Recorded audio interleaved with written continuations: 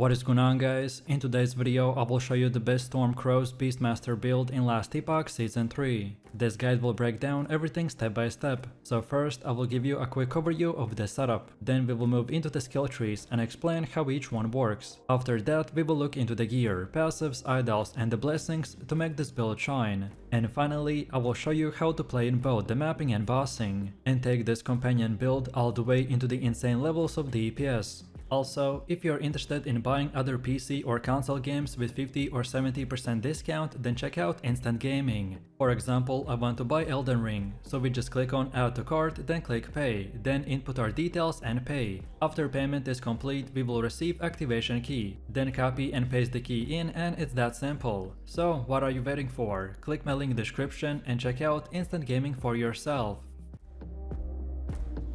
The Storm Crows Beastmaster is a summoner build that feels a lot more active than your traditional pet setup. Instead of sitting back while minions do everything, you will be diving into the melee with the Tempest Strike while supporting your army of the Storm Crows. These companions unleash devastating crow storms by either way casting it directly or triggered by the swipe, and they absolutely shred through the enemies. What makes this build stand out is how well it blends the pet power with your own attacks by creating a hybrid identity that's fun and engaging to play. You're not just a passive summoner, you're right there in the fight, buffing your crows and making them stronger every second. The build requires no uniques to function, but when you add items like the Clever Solution, Tyrant Skull and the Face of the Mountain, then it scales into the endgame. Overall, you get insane damage, high survivability and even the potential to hit 100% block chance, which makes this one of the most well-rounded pet builds in Season 3. So let's break down the skills. The core is the Summon Crows. These companions are not just passive followers, they're active damage dealers with the Crow Storm ability, which rains lightning down on the enemies with a wide AoV.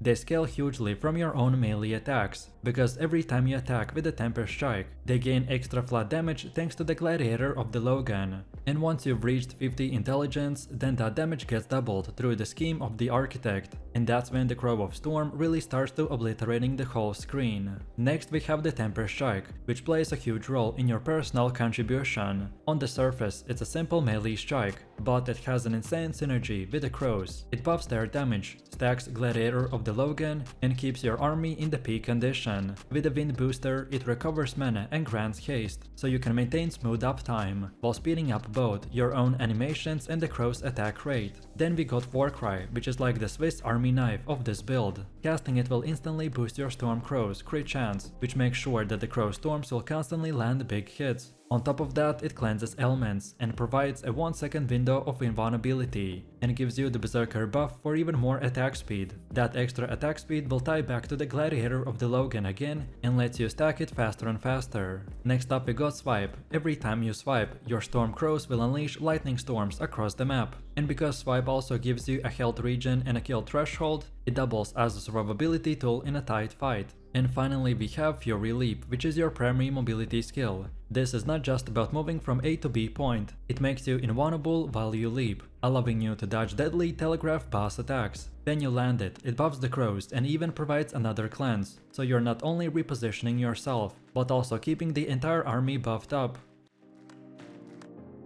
Now let's move into the passives. The distribution here is about 20 points into the Primalist, 79 into the Beastmaster and 24 in the Shaman, while we have 0 in the Druid. In the Primalist tree, you want to rush Nature's Embrace and the Exemplar to get additional crows for the companion early. Then Ancient Might will give you valuable levels for all minions, which really adds up once you start stacking gear with more levels. Then Primalist Aspect will boost both your defense and your minions by increasing the power of the aspect of the boar, which translates into a solid damage reduction. On the Beastmaster side, the Seared Claws and the Lamprey Teeth are crucial by giving your Storm Crows damage leech, so that they can heal themselves while dishing out massive crits. Then Urusian Strength, Orcine Constitution and the Cornered Beast will pile on even more toughness by stacking damage reduction and helping you to survive at a high corruption. Then over in the Shaman tree you will get a little bit of extra damage and support scaling, rounding out the build very nicely. Overall, the synergy across these trees will make your crows incredibly strong, while keeping you durable enough to fight alongside them. Then next we have the gear, which is where the build truly comes together. The most important concept is to endurance stack, which which boost both your defense and your damage thanks to the Tyrant Skull, paired with the Face of Mountain, and you can hit it 100% block chance, which makes you nearly unkillable. Clever Solution is another key piece. It converts strength into intelligence, which is the easiest way to reach that all-important 50 intelligence threshold for the scheme of the Architect. Beyond that, you want as many levels to the summon Storm Crows as possible, and items like the Arthur's Legacy, Raven's Rise, Evolution's End, Tyrant's Skull, and the Mantle of the Pale Ox all will help you to scale your army into insane levels of power. If you need more survivability, then Immortal Vice is a great defensive glove alternative, though I prefer the Phantom Grips with the minion crit chance and the minion skill levels. Then next we got the Foot of the Mountain, which is another easy pickup with a strong stats, including endurance and the scaling for both strength and attunement. Then for belts, the Brewmaster Buckle is fantastic. It gives endurance and turns potions into the panic button that boost endurance threshold even further. Look out for attack speed to stack Gladiator of the Logan faster, then get cooldown recovery so you can use Swipe and the Crowstorm more often. And of course, don't forget to get endurance whenever possible. Next up, our idol setup is pretty straightforward. You want to prioritize extra armor, health, and the health gain on kill to make yourself tankier. And then on offensive side, increased lightning damage and increased minion lightning damage are excellent rolls, since both you and your crows will benefit directly from them. With the right idol setup, you're reinforcing both your durability and your pet scaling at the same time, which creates a perfect balance between survivability and the damage output.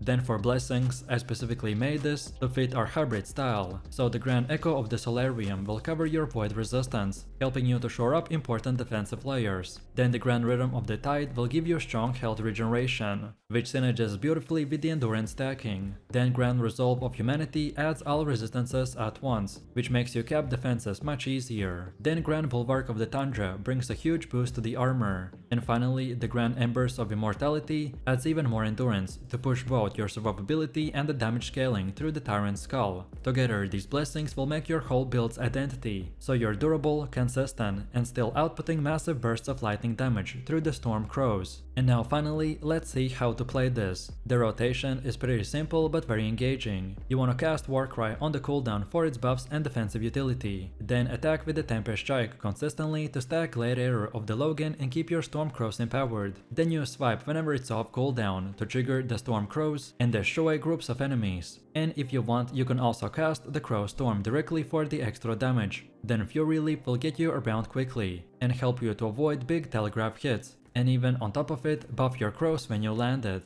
Against the bosses, the game plan is the same. Keep using the Gladiator of the Logan stacked as high as possible. Keep Warcry rolling and time your Crow Storms for the maximum impact. The Crow Storm not only deals insane damage, but also has the stun potential, which is amazing for interrupting dangerous boss battles. Warcry's cleanse and invulnerability can save you in a pinch, and positioning your crows with the A key can help them to survive in a high corruption. Once you've got all of these buffs rolling, the screens will fill with the lightning storms, and enemies will melt in split seconds. So let me know what you think about this build in the comments below. If you enjoyed this, then you definitely don't want to miss my previous top 7 best builds video, where I showed even more powerful setups. So click the screen now and I'll see you in the next one.